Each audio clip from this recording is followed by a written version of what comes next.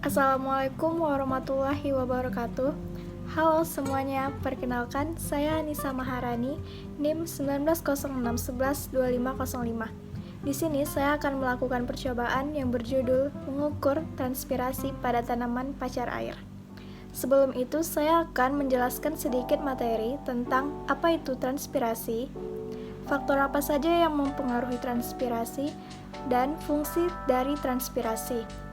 Transpirasi adalah proses kehilangan air dalam bentuk uap dari jaringan tumbuhan melalui stomata, kutikula, dan lentisel.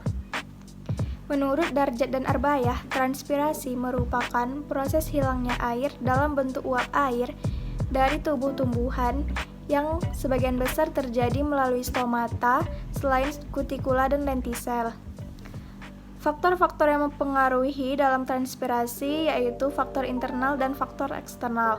Menurut Dwi Joseph Putra, faktor internal yang mempengaruhi transpirasi antara lain ukuran daun, tebal tipisnya daun, tebal lapisan lilin, jumlah rambut daun, jumlah bentuk dan letak stomata, serta termasuk pula umur jaringan, keadaan fisiologis jaringan, dan laju metabolisme.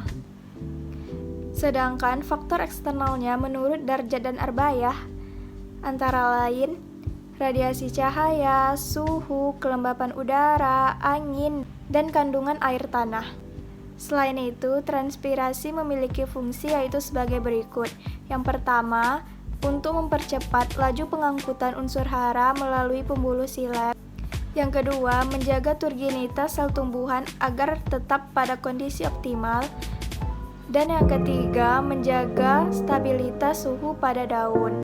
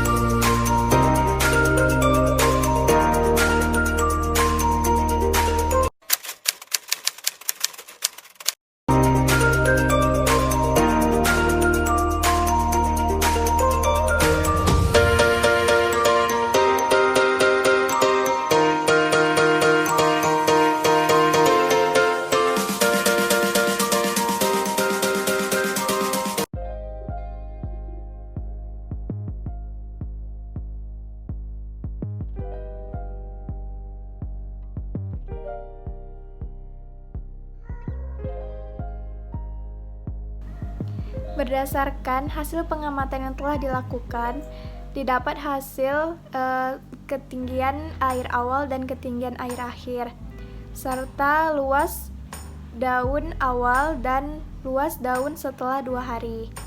Untuk ketinggian air, pada ketinggian air awal didapat hasil 3,9 cm dan ketinggian air akhir yaitu 3,6 cm.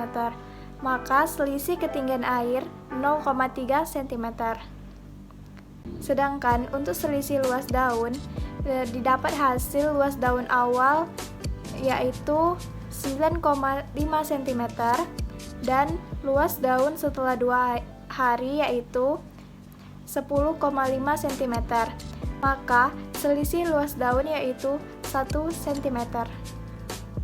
Berdasarkan data yang diperoleh, telah terjadi transpirasi pada tanaman pacar air.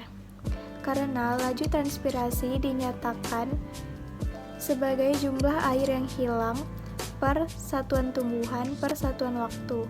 Oleh karena itu, transpirasi melibatkan difusi uap air dari ruang-ruang antar sel ke udara melalui stomata. Jadi, air yang hilang merupakan tanda telah terjadi transpirasi pada tanaman pacar air. Transpirasi pada tanaman juga dipengaruhi oleh intensitas cahaya. Intensitas cahaya yang tinggi akan mengakibatkan kadar air dalam jaringan dan kadar air tanah menurun karena tingginya transpirasi.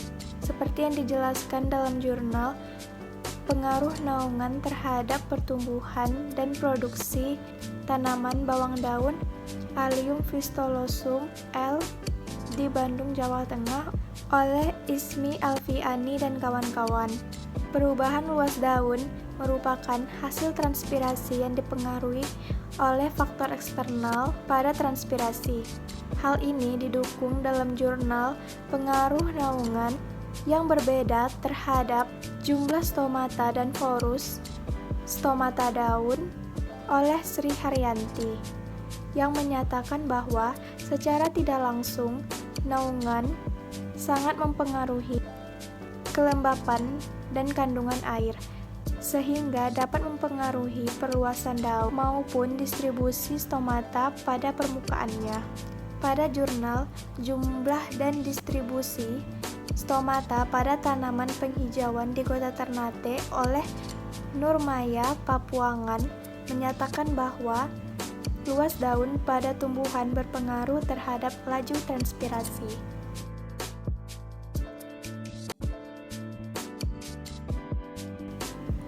Terima kasih kepada Kakak Kurotan Ayun dan Kakak Clara Aprilia selaku asisten yang telah membimbing pada mata kuliah Fisiologi Tumbuhan.